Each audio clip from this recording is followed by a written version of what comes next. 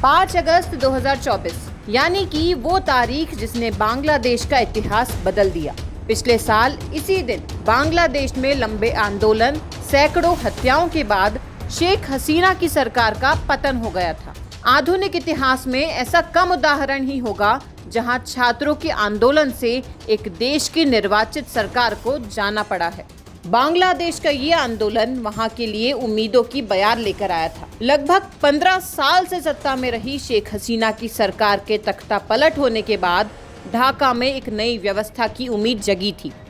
इस regime change की कमान जब नोबेल पुरस्कार विजेता अर्थशास्त्री मोहम्मद यूनुस को मिली तो आशाएं और भी बढ़ गई। लेकिन पिछला एक साल न सिर्फ बांग्लादेश के लिए निराशाजनक रहा, बल्कि यहाँ की आज़ाद हवा में कट्टरवाद का असर बढ़ा। यहाँ अल्पसंख्यक हिंदुओं का दमन हुआ। बांग्लादेश की विदेश नीति ने लगभग यू टर्न लिया और जिस पाकिस्तान से बतौर स्वतंत्र देश के रूप में वजूद में आने के लिए बांग्लादेश ने लाखों कुर्बानियां दी, मोहम्मद यूनुस उसी पाकिस्तान के साथ गलबहिया करने लगे। मोहम्मद यूनुस की नीतियों ने भारत विरोध को हवा दी और शेख हसीना को बांग्लादेश भेजने पर दोनों देशों के बीच तीखी बयानबाजियां हुई। आइए बांग्लादेश के एक साल के घटनाक्रम को समझते हैं। शेख हसीना के शासनकाल में बांग्लादेश ने आर्थिक प्रगति और धर्मनिरपेक्षता की दिशा में महत्वपूर्ण कदम उठाए थे। आवामी लीग सरकार ने जमात ए इस्लामी जैसे कट्टरपंथी संगठनों पर कड़ा नियंत्रण रखा था। लेकिन शेख हसीना के पतन के साथ ही मोहम्मद यूनुस के नेतृत्व में बांग्लादेश की अंतरिम सरकार ने जमात ए इस्लामी पर लगा प्रतिबंध हटा लिया, जिससे कट्टरपंथी ताकतें और सशक्त हुई हैं। हिंदू समुदाय, जो बांग्लादेश की आबादी का लगभग 8% है, इस अस्थिरता का सबसे बड़ा शिकार बना। तख्ता पलट के बाद से 2200 से अधिक हिंसक घटनाएं दर्ज की गई हैं, जिनमें हिंदुओं की हत्याएं, मंदिरों पर हमले और संपत्तियों की लूटपाट शामिल है। ढाकेश्वरी मंदिर जैसे पवित्र स्थानों को निशाना बनाया गया और रंगपुर जिले के अल्दादपुर गांव में 15 हिंदू घरों को तोड़ा गया। अंतरिम सरकार आश्वासन दे रही है, लेकिन हिंदुओं के खिलाफ हिंसा रुकने का नाम नहीं ले रही। बांग्लादेश के अटॉर्नी जनरल मोहम्मद असदुज्जमा ने संविधान से धर्मनिरपेक्ष शब्द हटाने की मांग की है। इसका असर हिंदू समुदाय की जिंदगी पर पड़ सकता है। भारत के विदेश सचिव विक्रम मिस्री ने ढाका में यूनुस से मुलाकात कर अल्पसंख्यकों की सुरक्षा का मुद्दा उठाया, लेकिन स्थिति में सुधार के कोई स्पष्ट संकेत नहीं मिले। शेख हसीना की सरकार भारत के साथ मैत्रीपूर्ण संबंधों की समर्थक थी। उनके शासनकाल में भारत बांग्लादेश संबंधों ने नई ऊंचाइयां छुई, लेकिन बांग्लादेश नेशनलिस्ट पार्टी और जमात इस्लामी का भारत से असहज संबंध है। इसके अलावा तख्ता पलट के बाद बनी छात्रों की नई पार्टी एनसीपी ने भी भारत विरोध को हवा दी है।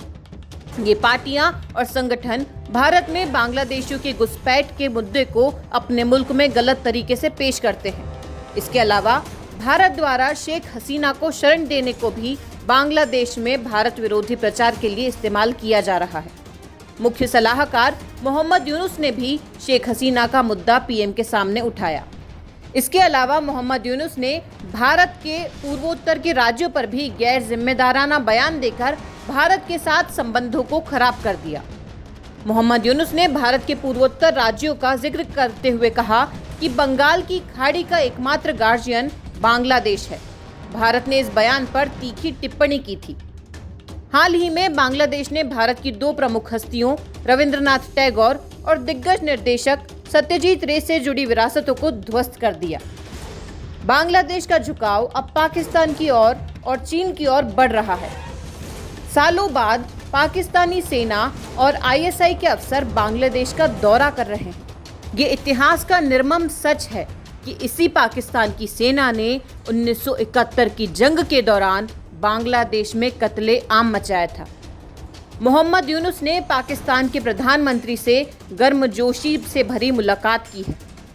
पाकिस्तान के साथ समुद्री व्यापार जो वर्षों से बंद था, फिर से शुरू हो गया है।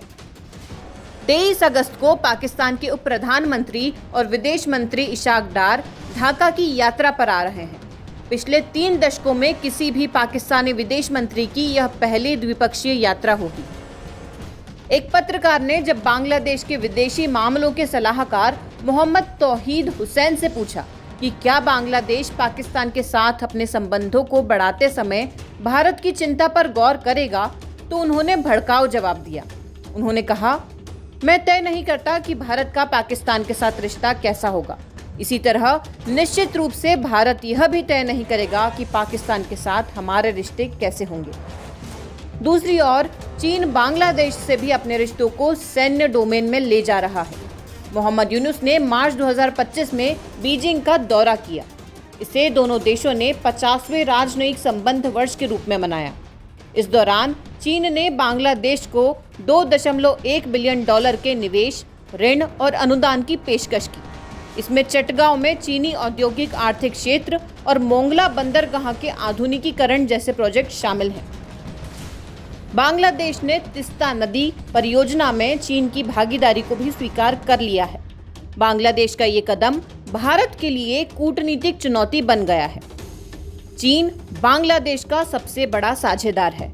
2024 में इन दोनों देशों के बीच द्विपक्षीय व्यापार $18.5 बिलियन तक पहुंच गया। चीन ने बेल्ट एंड रोड इनिशिएटिव के तहत बांग्लादेश में बुनियादी ढांचा परियोजनाओं का निर्माण किया। इसमें पद्मा ब्रिज रेल लिंक भी शामिल है। बांग्लादेश ने हाल ही में तुर्की से किलर ड्रोन खरीदे और सैन्य ढांचे को भारतीय सीमा के पास मजबूत करने की योजना बनाई है, जिसे भारत के लिए खतरे के रूप में देखा जा रहा है। शेख हसीना के शासनकाल में बांग्लादेश की जीडीपी वृद्धि दर औसतन 6.5% थी, लेकिन यूनुस के नेतृत्व में यह 4% से नीचे गिर गई है। बेरोजगारी चरम पर है और कपड़ा उद्योग जैसी प्रमुख आर्थिक गतिविधियां संकट में हैं। सामाजिक स्तर पर धर्मनिरपेक्षता और उदारवादी मूल्यों पर हमला हो रहा है। भारत के लिए बांग्लादेश की अस्थिरता कई चुनौतियां ला रही है। पूर्वोत्तर सीमाओं पर सुरक्षा खतरे बढ़ रहे हैं। कट्टरपंथी ताकतों का उभार क्षेत्रीय स्थिरता को प्रभावित कर सकता है। फिलहाल भारत सरकार ने बांग्लादेश के हालात पर पैनी नजर रखी है और सीमा सुरक्षा बल को अलर्ट पर रखा है।